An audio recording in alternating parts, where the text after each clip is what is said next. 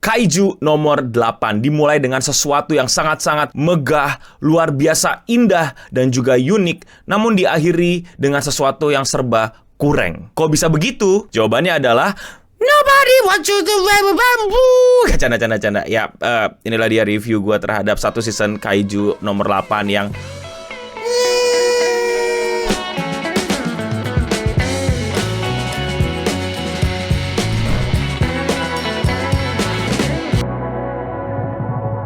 gue punya first impression terhadap 3 episode awal Kaiju nomor 8. Kalian tonton aja yang thumbnailnya kayak gini. Karena di sana kalian akan ngeliat gue muji-muji banget, gue kayak mengagung-agungkan banget dan membesar-besarkan bahwa Kaiju 8 ini akan menjadi anime yang bagus. Dan nyatanya memang pada saat episode-episode awal Kaiju 8 ini adalah anime yang sangat bagus dan luar biasa. Bahkan seterusnya sampai si Kaiju 8 ini menyelamatkan Reno. Animasinya, pacingnya, directingnya, bahkan komedinya pun menurut gue juga unik dan lucu banget. Semua dikemas dengan rapih, bahkan misterinya pun juga terus dimuncul-munculkan, terus dibawa ke sebuah progress plot gitu. Gak cuma dibiarin gitu aja, entah Kaiju dari mana, entah Kaiju mau ngapain, tapi kita juga ditempelkan gitu dengan rahasia dunia dari Kaiju nomor 8 ini, mau apa dan bagaimana dan apa yang bakal terjadi. Makanya gue senang banget waktu plotnya ini dibawa langsung ke Hibino Kafkanya ini nge-reveal kalau dia itu siapa, dibandingkan dibawa terus diem sampai episode 23 atau season 4 baru di-reveal. Mungkin beberapa orang akan mengkategorikan itu sebagai sesuatu yang terlalu cepat gitu. Kalau gue malah seneng gitu, karena ya progresifnya jelas gitu. Kita nggak bakal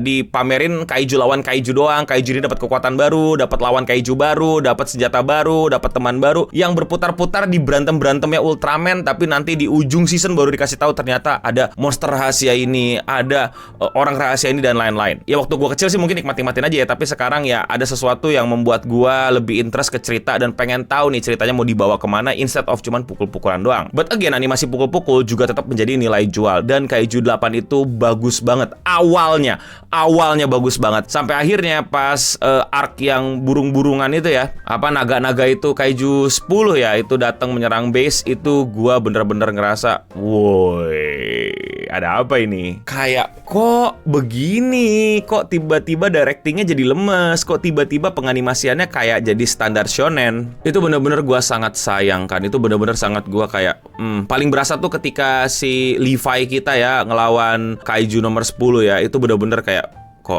kok jadi gambar diem terus karakter kita gerak-gerak tek gitu, kayak ya mau gue ngerti dia pengen nunjukin bahwa karena dia sudah di limit jadi speednya ngedrop gitu, tapi gatel aja gitu, kayak kan bisa ya dengan atau apa gitu, dengan acting gitu, bukan dengan ditunjukin dari titik A ke titik B dengan lari pelan tek gitu. Itu buat gue gitu loh. Dan ternyata bener kan, pada saat si Ani kita datang bawa senjata baru, yaitu bawa kampak gitu ya, itu jadi kayak kurang gitu impactnya gitu. Tadinya keren tuh pas ada impact yang ketiga gitu, yang pecah gitu, tapi kok lama-lama cuman slow motion datang gitu.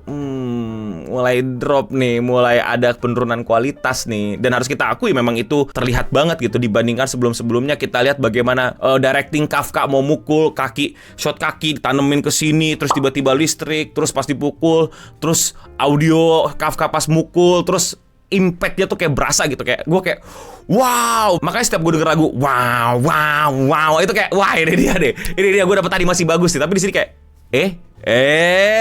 terus habis itu pada saat si Eren Yeager kita ngelawan itu ya bapaknya Ani gitu ya, itu benar-benar ngelawan Erwin Smith-nya itu kayak banyak banget slow motion yang cuman gitu, cuman diem gitu loh, cuman gambar pelan, terus kayak Dragon Ball yang pukul-pukul cepet gitu. Where's this camera movement, where's the swift, where's the impact. Terus teriak-teriak gitu, Hibino Kafka gitu, apakah kamu human, apakah kamu Attack on Titan gitu.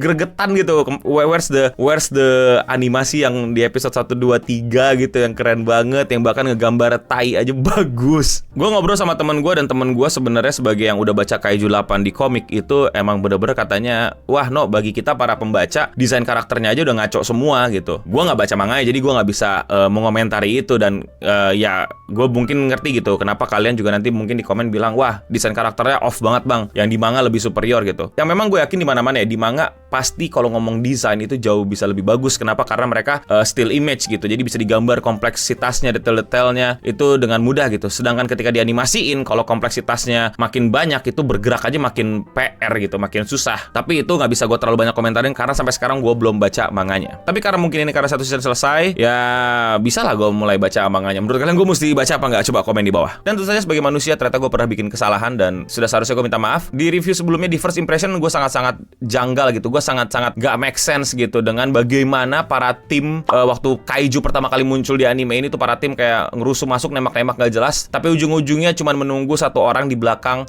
nembak pakai meriam dan selesai. Dan di situ gue bilang itu strategi perang macam apa, aneh banget. Kalau misalnya emang cukup ditembak pakai satu senjata itu, kenapa nggak ditempel di helikopter? Gue bilang demikian, bukan? Dan tapi kan gue bilang itu adalah satu hal yang mengganjal, bukan sesuatu yang kayak langsung bilang jadi jelek gitu. Tapi itu mengganjal di kepala gue aja sebagai orang yang sering mainin game-game strategi, perang-perangan dan lain-lain, kayak ya nggak efisien aja. Tapi akhirnya selama progress story, akhirnya gue bisa ngeliat itu adalah memang world building yang konsisten. Nah itu yang jadinya poin plus gitu. World buildingnya konsisten, bagaimana strategi perangnya konsisten, bahwa senjata yang ditembakkan itu nggak bisa ditembakkan sama sembarang orang, tapi memang bisa ditembakkan sama orang-orang yang memiliki kekuatan di baju perangnya itu, dan emang bisa spesialisasi untuk ngumpulin tenaga dan nembak one hit kill atau berikan damage yang besar lah, nggak harus one hit kill gitu, kepada kaiju-kaiju yang besar gitu. Jadi make sense gitu kenapa nggak ditempel di helikopter, karena helikopter nggak bisa ngasih kekuatan. Nah kayak gitu tuh enak tuh, jadi paham gua, nggak perlu dijelaskan dan dikasih tahu kenapa kita nggak nempel helikopter, tapi selama story dibikin cerita yang ngalir sampai akhirnya kita paham gitu bagaimana sih strategi, bagaimana sih perang, bagaimana sih kekuatan di dalam dunia ini itu bekerja. Nggak kayak apa?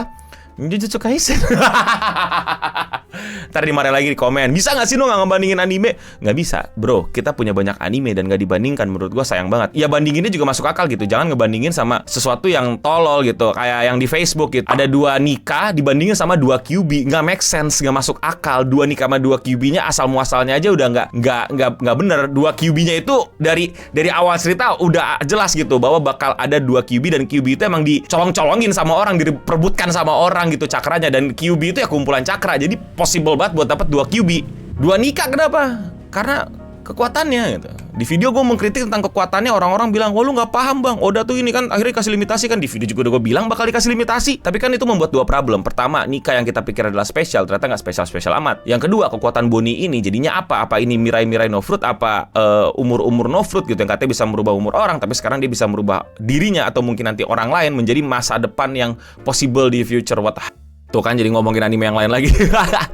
Tapi intinya, jujur, Kaiju 8 itu sangat-sangat bagus di awal. Tapi di akhir gue gak bilang jelek, tapi lebih kepada mulai berasa penurunannya, mulai berasa tidak sewah yang sebelumnya. Sangat disayangkan, sangat membuat gue jadi tidak mau. Bahkan di episode terakhir aja gue kayak nontonnya telat-telat gitu. Padahal dulu gue nontonin pas yang sampai Kaiju 9 penyerangan itu gue bener-bener nungguin sampai, wah kapan ditayang. Tapi setelah yang penyelamatan gitu ya, dari Kaiju 10 bahkan sampai yang berantemnya bapak itu, gue nontonnya telat. Bukan karena nggak sempet, tapi karena kayak aduh kok nggak tertarik ya gitu, kok mulai agak beda ya, kok apa yang selama ini disajikan di episode-episode sebelumnya tidak dihadirkan lagi di episode-episode berikutnya. Tapi tentu saja kita pasti akan beda pendapat. Jadi kalau kalian punya pendapat lain, atau kalian punya keresahan lain, atau kalian mau mengkritisi atau mengkoreksi gue, silahkan lakukan di kolom komentar di bawah. Kalau kalian suka sama pembahasan kayak gini dan kalian mau support gue, jangan lupa klik tombol subscribe. Dan sekian Radio Singham untuk episode kali ini. Gue Nobening pamit undur diri, dan untuk kita semua, stay clean and nobody